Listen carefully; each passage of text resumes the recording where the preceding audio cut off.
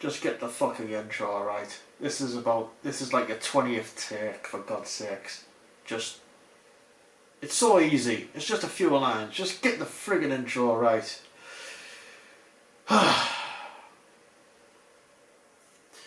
Okay. Hello, my name is American Football and we're going to review Danny Fuck!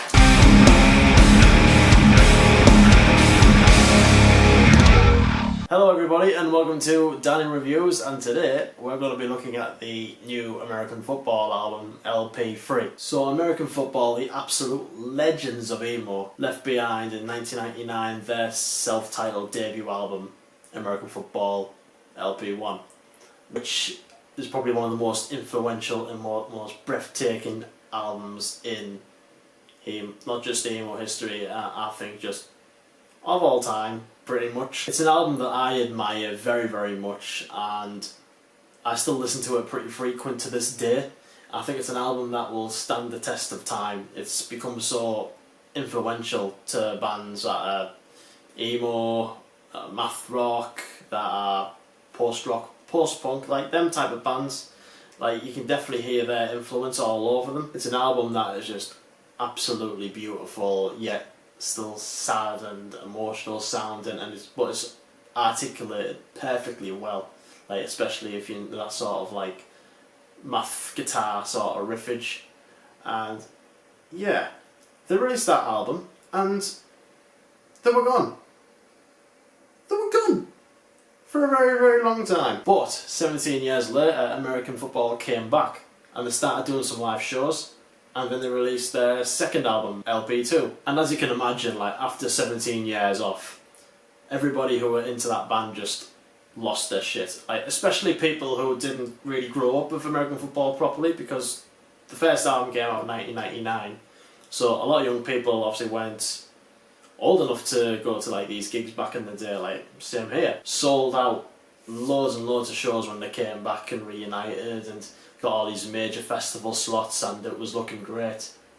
But then came their comeback album. Their comeback album, LP2, didn't do great. Like, it wasn't really well received. And I remember the day it coming out, like, I was really excited because it's, you know, it's American Football's comeback album. It's going to be great, but it wasn't. It really, really wasn't. I remember listening to this album when it came out and it didn't do anything for me at all, to be honest. Like, it just sounded like they were plodding on and it was very boring and very bland and nothing memorable at all. And on the run-up to this new album coming out, I gave it some more listens again and I still feel the same way about it, which is a shame, really. But on the lead up to this new album, like, the new singles that they brought out really came to my attention, and I really liked them, and I just thought there could be some hope for American Football yet. They could come back with something really good, and I'd like to say they have. Yeah, I'm pleased to say that they have. It's still got some of them softer vibes of LP2, but the structure and the instrumentation that goes on in this album is so much better, and all that structure and the instrumentation just makes this album just sound a lot more luscious. So the opening song, Silhouette, starts off with these xylophone melodies and they're quite moody, which is something you don't really expect from American Football.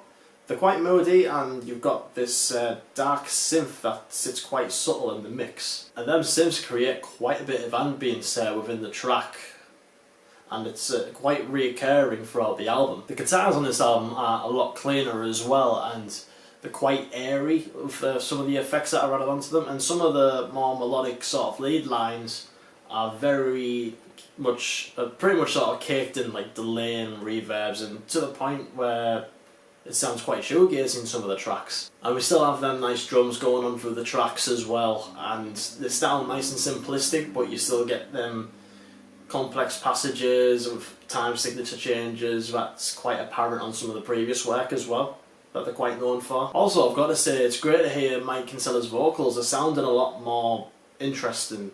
They're sounding lovely and melodic and more memorable, and you still got all that emotion, unlike what you get with LP2. But his vocal duet with none other than Hayley Williams of Paramore on the song Uncomfortably Numb is nothing short of stunning. This is a proper vocal duet. It's not like they've just got Hayley Williams and just went, right, okay, here's a section of a song, just sing it and it'll sound nice. Mike Kinsella's and Hayley Williams' vocal interplay is just constantly bouncing off each other and it sounds great, and when it comes to them harmonising with each other, it sounds absolutely gorgeous. Like, I absolutely love this song. Like, it gives me chills all the time. Like, I've listened to it on repeat. I think it's one of my favourite American football songs. I absolutely love it. There's no wonder why it was one of the singles, really. And I also absolutely love that this song is backed up by that American football trumpet that we all love and remember from the last couple of albums.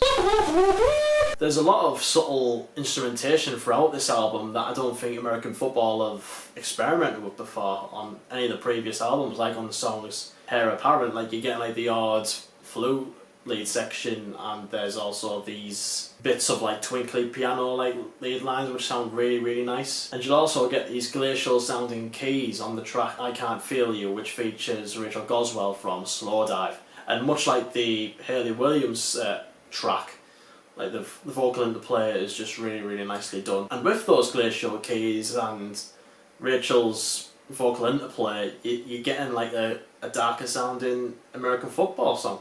Again, just like on Silhouettes. Like the vocal interplay throughout this album is well thought out. Like you've got Hayley Williams and Rachel Goswell, and also a track featuring Elizabeth Powell from Land of Talk. So there's 8 tracks on this album, and the majority of them clock over 5 minutes.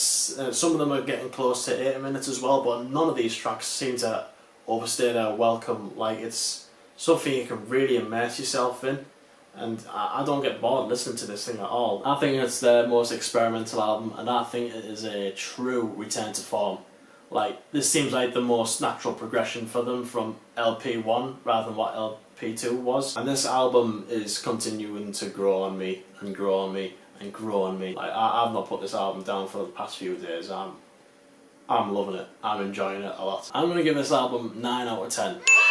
I think this album is absolutely stunning and I can't stop listening to it, and I think American football fans are going to really enjoy this album, especially after being disappointed from the last album. This is their natural progression from LP1, in my opinion. It's definitely head and shoulders above LP2, which I keep flipping saying, but I can't help it. But it's not as raw and as emotional as the first album, but obviously you're comparing a 9 out of 10 to a 10 out of 10 classic, really, in my opinion.